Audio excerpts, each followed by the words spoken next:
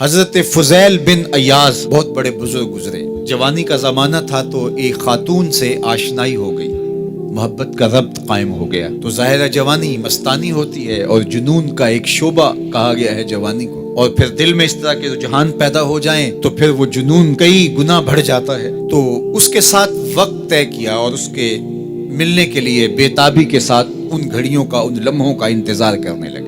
خیر جب وہ وقت آیا تو اس کے گھر کی طرف چلے اور اس کے گھر کی دیوار پھلانگنے لگے تھے کہ ساتھ والے مکان سے کسی قاری قرآن کی تلاوت کی آواز کانوں میں پڑی. اور وہ پڑھ کیا رہا تھا، الم یان للذین آمنوا ان تخشع قلوبهم لذکر اللہ وما نزل من الحق. کیا اہل ایمان پہ وہ وقت نہیں آیا کہ ان کے دل اللہ کے ذکر اور اللہ کی یاد، اس کی محبت میں تڑپ اٹھیں اور وہ خوف خدا میں مبتلا ہو، اور جو نازل ہوا قرآن، اس قرآن کی محبت میں اس کے دل میں خشیت پیدا ہو. بس یہ کانوں میں پڑنے کی دیر تھی کہ دوبارہ گلی میں چھلانگ لگائی اور کہا میرے اوپر وہ وقت آ گیا ہے، اور جنگلوں کو روتے ہوئے نکلے. اور حضرت فضیل بن ایاز پھر ولیوں کے امام قرار پائے. اس آیت نے ان کی زندگی بدل دی. کسی کی 30 سال، کسی کی 40 برس، کسی کی 50 سال، کسی کی 60 سال زندگی یہاں موجود لوگوں میں سے کسی کی اس سے بھی زیادہ اور کسی کی کم.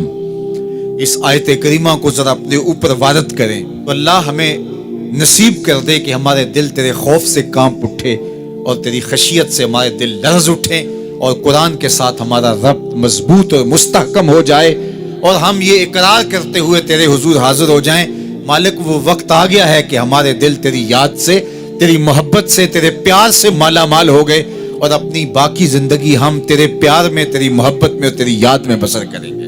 حدیث پاک میں آتا ہے کہ اگر کوئی شخص اللہ کے خوف سے رویا اور اللہ کے خوف سے رونے کی وجہ سے اس کی پلکوں کے بالوں میں سے ایک بال کی جڑ گیلی ہو گئی تو قیامت کے دن وہ بال کھڑا ہو جائے گا، اللہ یا تو مجھے نکال لے یا اسے جنت عطا فرما دے.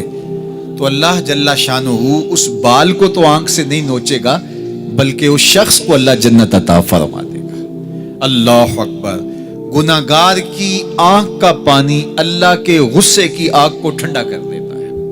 اس لیے ہمیں رونے کا کہا گیا، فَلْيَضْحَكُوا قَلِيلًا وَلْيَبْكُوا كَثِيرًا. اللہ اکبر. ارشاد فرمایا کہ تھوڑا ہنسا کرو، زیادہ رویا کرو.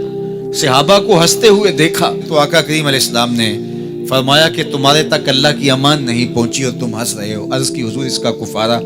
تو فرمایا اس کا کفارہ یہ ہے کہ جتنا ہنسے ہو اتنا ہی تمہیں رونا پڑے گا. میں اور آپ ذرا اپنی زندگی پر غور و تدبر کریں. ہماری زندگی میں ہنسنا زیادہ ہے یا رونا زیادہ ہے؟ سویر سے لے کر شام تک کہے زیادہ ہیں، ٹھٹھے زیادہ ہیں، مذاق زیادہ ہیں، لطیفے زیادہ ہیں، یا عبرتیں زیادہ ہیں؟ تفکر زیادہ ہے، تدبر زیادہ ہے، سوچ بچار زیادہ ہے، یاد الہی میں تڑپنا زیادہ ہے، آنکھوں سے یاد خدا میں بہنے والے آنسو زیادہ ہیں، یا غفلت سے پھوٹتے ہوئے کہے زیادہ ہیں؟ مجھے اور آپ کو اپنی زندگی کا ضرور محاسبہ کرنا چاہیے. ٹھٹھوں سے، مذاق سے ہماری مجلسیں بھرپور ہوتی ہیں. ہم دن میں جتنا ہنستے ہیں، کیا اس کا 10واں حصہ بھی ہم تنہائی میں بیٹھ کے اللہ کی یاد میں روتے ہیں؟ اگر ایسا ہے تو مبارک ہو، اور اگر ایسا نہیں ہے تو اللہ سے آنسو مانگو، اللہ سے درد مانگو، اس کی یاد میں رونا مانگو، اس کے ذکر میں تڑپنا مانگو، اس کی محبت میں بے تابیاں مانگو، آنسو مانگو، سسکیاں مانگو. تڑپنے پھڑکنے کی توفیق دے، دل مرتضیٰ سوز صدیق دے. اس کے حضور عرض کرو کہ مالک ہمیں تڑپ دے، ہمیں سوز و گداز دے، ہمیں کیف و سرور کی دنیا نصیب فرما دے، ہماری آنکھوں کو آنسوؤں کا جمال عطا کر دے. اور اگر ہماری آنکھوں میں آنسو نہیں ہیں، ہمارے پاس کہے ہیں، کہتے ہیں جو ہنستا ہوا گناہ کرے گا وہ روتا ہوا جہنم میں جائے گا. اور جس نے یہاں دکھ سہے، تکلیفیں سہی، آلام سہے، اس کے بدلے میں اللہ تعالیٰ اس کو وہاں راحتیں عطا فرمائے گا. فرمایا کہ مومن کے پاؤں میں کانٹا بھی چبھے تو اللہ جل شانہ اس کا صلہ بھی اس کو قیامت کے دن عطا فرمائے گا. تو یہ جو تفکرات ہیں، یہ جو دکھ آتے ہیں، یہ جو تکلیفیں آتی ہیں، مصائب آتے ہیں، مشکلات آتی ہیں، اذیتیں ہمیں پہنچتی ہیں، تو اس پر صبر کرنا چاہیے اور اللہ کا شکر ادا کرنا چاہیے کہ ہم ان مصائب سے گزر رہے ہیں، ان مشکلوں سے گزر رہے ہیں.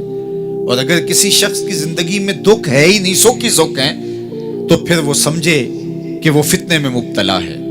اس لیے زندگی کے اندر یہ آنے والی تکلیفیں، زندگی میں ملنے والے دکھ، اذیتیں، یہ اللہ تعالیٰ کی طرف سے ہمارے اوپر ایک انعام ہے، اور اللہ تعالیٰ جل شانہ اس کے بدلے میں ہمیں آخرت میں صلہ عطا فرمانے والا ہے. تو فرمایا رجل ذکر اللہ خالیا ففاضت عیناہ، وہ شخص جس نے تنہائی میں بیٹھ کے اللہ کا ذکر کیا، اللہ کو یاد کیا، اور پھر کیا ہوا؟ فرمایا اس کی آنکھوں سے آنسو ٹپکنے لگے. تو میرے اور آپ کے آقا و مولا نے فرمایا قیامت کے دن جب کوئی سایہ نہیں ہوگا، یاد الہی میں رونے والے کو اللہ اپنے عرش کا ٹھنڈا سایہ عطا فرما دے گا. تو یہ رونا بہت بڑی دولت ہے، یہ بہت بڑی سعادت ہے.